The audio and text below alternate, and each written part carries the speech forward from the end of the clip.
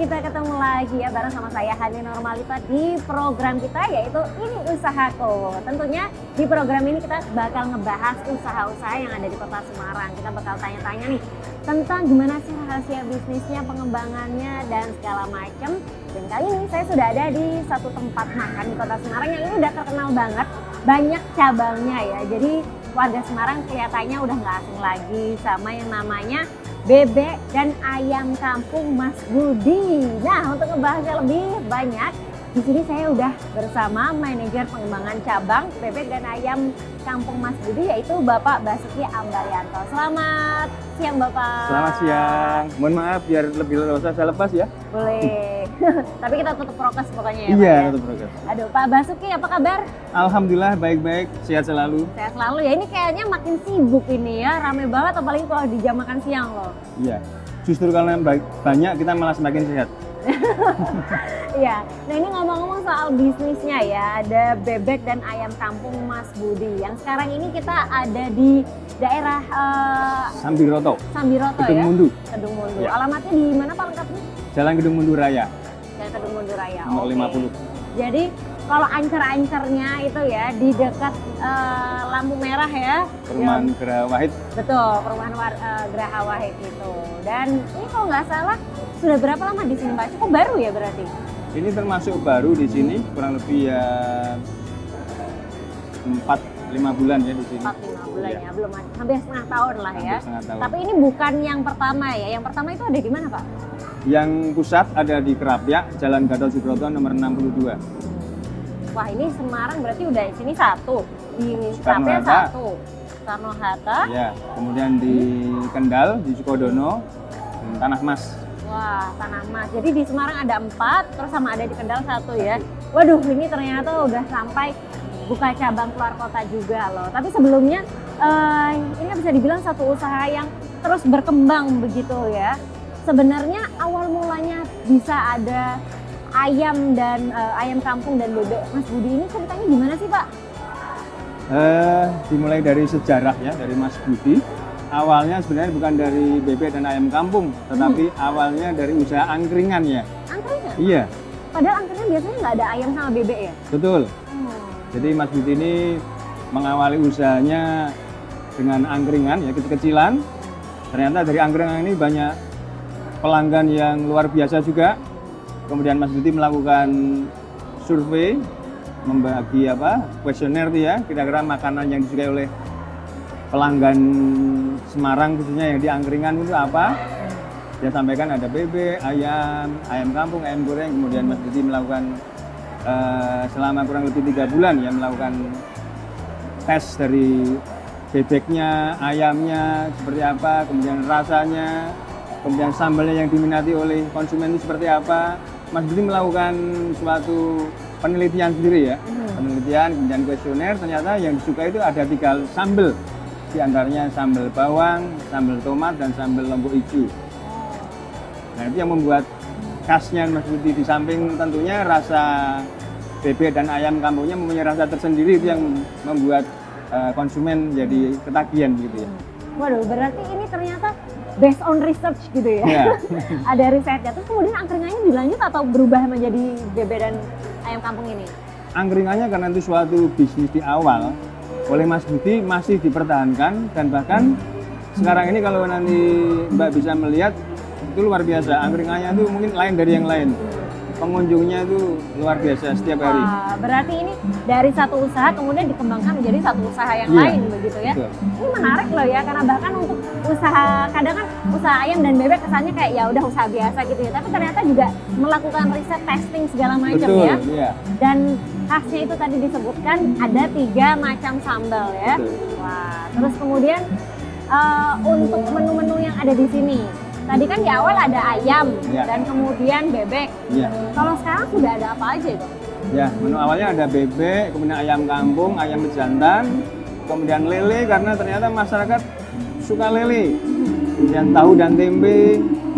Kemudian dalam perjalanan waktu kita dalam tim manajemen kita sampaikan dengan Mas Budi juga perlu ada menu-menu lain yang membuat mereka juga bukan hanya makan bebek dan ayam kampung, tapi ternyata dibentuklah makanan yang baru, menu baru yaitu sop iga, kemudian ada rica-rica mentok. Ternyata ini juga coba ini kok peminatnya banyak juga. Jadi untuk variasi menu, semula variasi ternyata banyak yang penggemar dari sop iga dan rica-rica mentok. Juga ada tambahan sayuran, ada ca tauki, ca kangkung, kemudian ada tambahan telur dadar yang mungkin sepertinya kok kan itu rumahan. Ternyata juga banyak juga yang senang dengan telur dadar, telur ceplok itu juga untuk variasi makanan bagi keluarga ya, karena yang datang ini banyak keluarga. Dari anak-anak, remaja sampai papa mama maupun dari kakek nenek juga ada yang di sini. Sehingga menu-menu itu bagi beliau-beliau ini para konsumen pas gitu ya. Pas dan kebetulan rasanya juga banyak konsumen yang merasa ketagihan, sehingga ya ini bagi Mas Budi ini, warung bebek Mas Budi ini suatu berkah karena ternyata pelanggannya ini juga dari semua kalangan dan banyak yang bukan hanya makan sekali tapi berulang kali balik ke sini. Bisa dibilang berarti warung makan Mas Budi ini pemersatu keluarga loh ya. Betul kan? sekali, bukan hanya keluarga Mbak, bahkan dari pertemuan RT ya, ada RT, RW, pertemuan masjid, iya. Di sini ya. Kemudian dari ulang tahunnya anak-anak, bahkan maaf ya, reunian Mbak. Yang saya lihat itu sudah seusia kakek nenek, teman-teman SMP itu ya, teman-teman SD, reunian tuh di tempat kita di Lesean itu. Aduh asik banget ya. Iya. Karena kalau misalnya dilihat dari segi tempat ini mencukupi ya untuk Iya. acara-acara besar juga. Betul. Tapi kemudian kalau misalnya untuk acara besar seperti itu, apakah harus reservasi dulu atau bagaimana? Iya, untuk supaya dipastikan dapat tempat sebaiknya reservasi dulu. Ada minimalnya nggak? Tidak ada, berapapun kita layani. Harus pilih menu dulu atau monggo terserah? Monggo terserah, Monggo kita terserah. fleksibel. Oke, Iya. baik-baik. Ini tadi pokoknya mau acara rapat RT boleh ya ke sini Iya. ya. Terus habis itu mau bareng sama keluarga juga bisa karena menunya dari anak-anak sampai yang mungkin sudah agak tegas sama yang Kakek sama nenek. Kakek nenek juga ada loh ya. Nah pasti penasaran kan makanannya kayak gimana, nanti kita akan lihat makanannya ya. Jadi jangan kemana-mana, tetap di Ini Usahaku.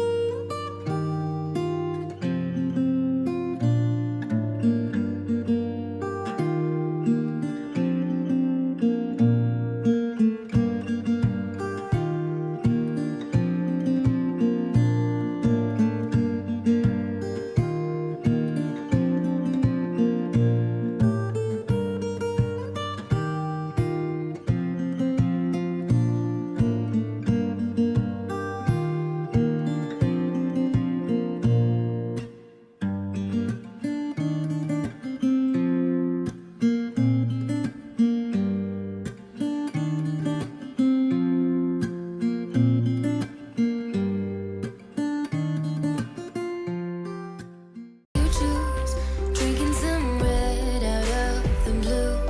You say my name with your accent, makes me remember how much I missed you. Hope you're planning to stay for a million days. You'll be my summer in December. Hey boy, trust my intuitions always. I'm not superstitious, I got lucky. Stole your heart and it was mine for the taking.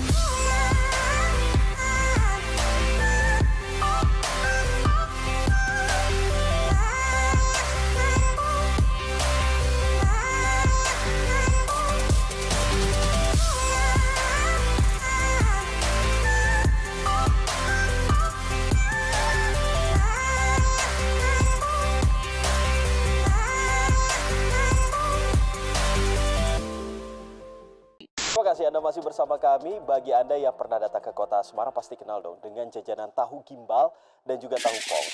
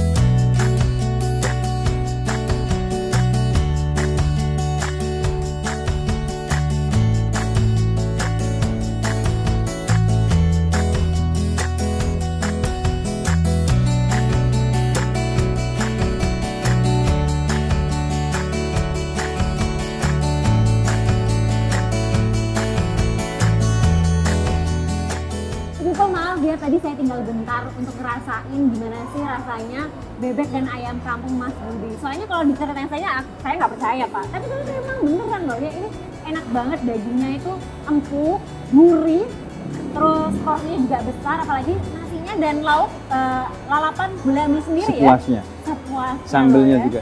Sambelnya juga. Jadi kalau misalnya satu sana nggak cukup, mau 3 sendok juga boleh asal dihabisin ya. Terus habis itu tadi saya juga melihat menunya yang banyak, Ya. melihat minumannya juga banyak. Nah, ini pokoknya sesuatu yang apa ya? Sebenarnya makanan kita sehari-hari, ayam dan bebek, tapi dikemas secara lebih wah gitu ya.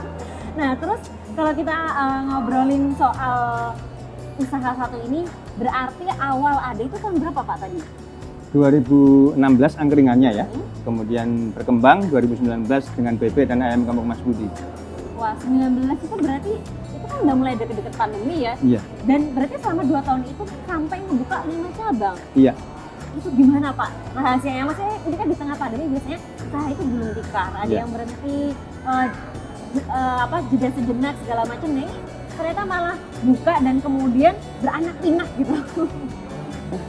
Iya memang gini Mbak, jadi pada waktu pandemi itu memang awal-awalnya memang kita sangat merasakan ya betapa pahitnya usaha di musim pandemi itu, sehingga memang banyak pelanggan yang pengennya makan di tempat tapi nggak boleh makan di tempat, sehingga kursi bangku semua harus ditutup semua, hanya take away bawa ke pulang, sehingga memang itu sangat mempengaruhi omset.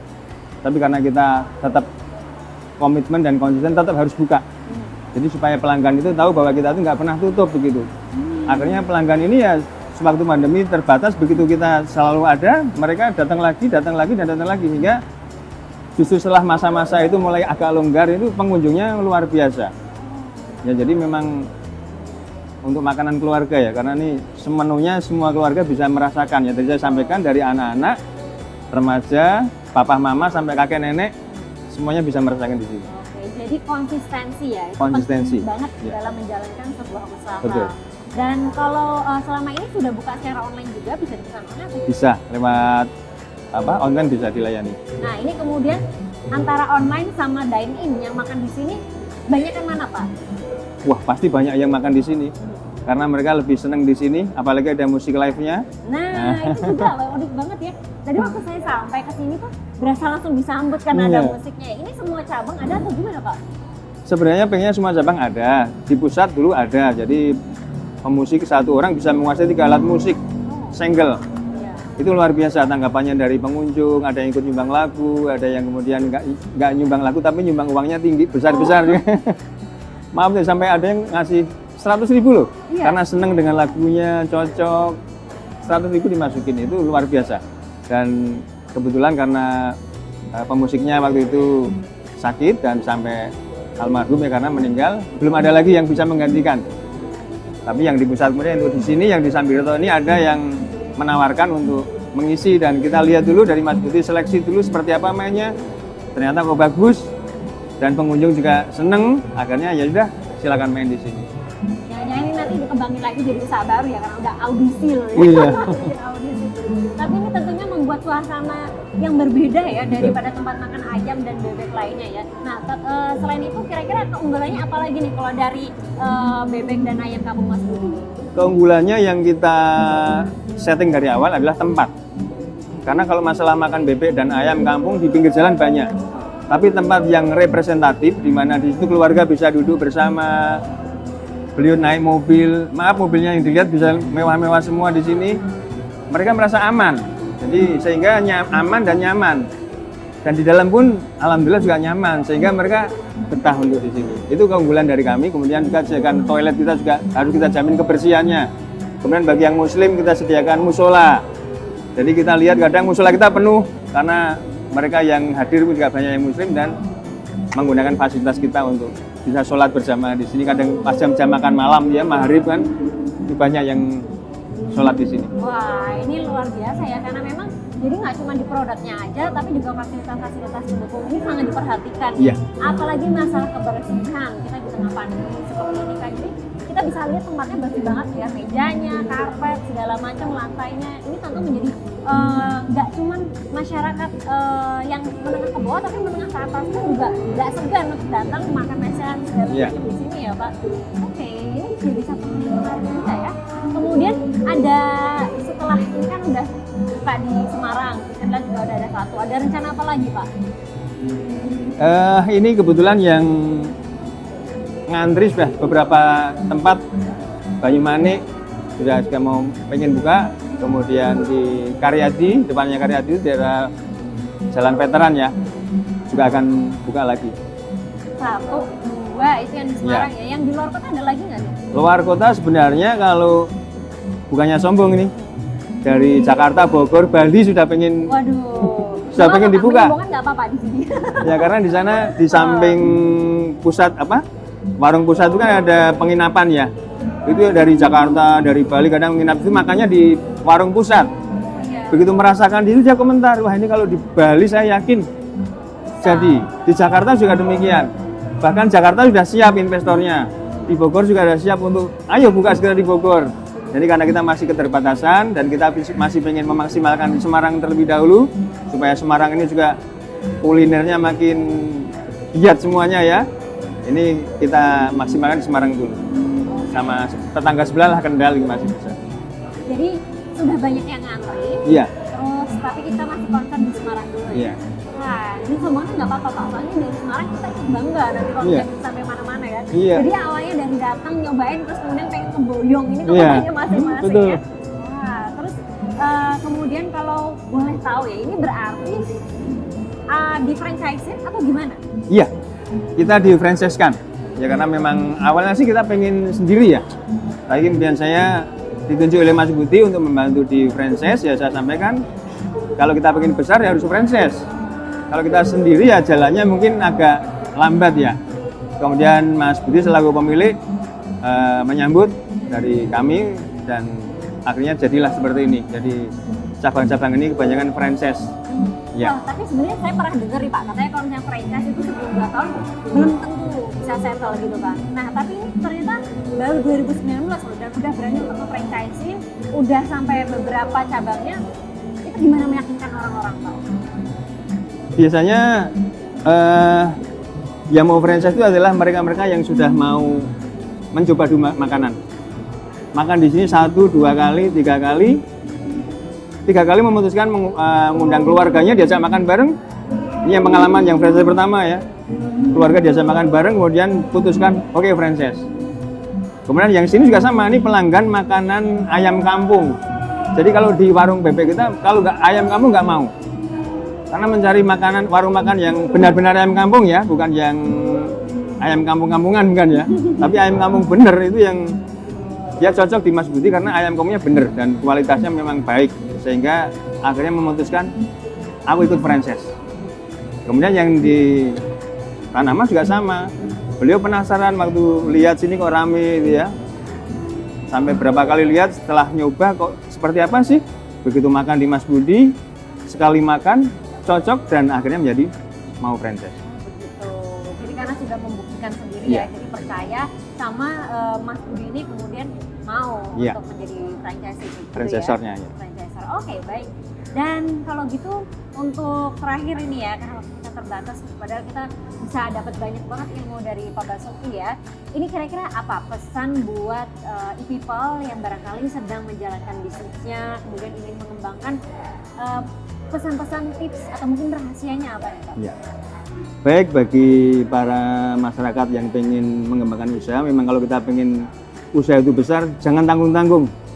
Nek wedi aja wani-wani, nek wani aja wedi-wedi, begitu ya. Kalau kita berani ya buka sekalian yang besar. Jadi dengan besar itu maka konsumen akan melihat bahwa ini benar-benar dikelola dengan baik. Yaitu intinya kita harus berani untuk berbuat yang lebih besar tuh ya. Oke, baiklah. Berarti totalitas ya. Totalitas, betul. Dicatat itu. Nah, terima kasih Pak Basuki. Kita sudah dibolehin main ke sini, sudah berbagi ilmu dan pengalamannya. Semoga nanti semakin laris tambah Terima kasih. besar ya. Amin, amin. Sekaligus Terima kasih. mengangkat nama kota Semarang. tentu Amin. saja. Dan buat people yang pengen nanti bisa kita liput dan bisa dipromoin di Semarang Pemkot, silahkan langsung aja ya, bisa DM kita di Instagram @semarangpemkot Dan jangan lupa untuk nonton Ini Usahaku di channel YouTube-nya Semarang Pemkot. Saya Hani Nurmalita bersama Pak Basuki dan seluruh kader kerja undur diri. Terima kasih, sampai jumpa.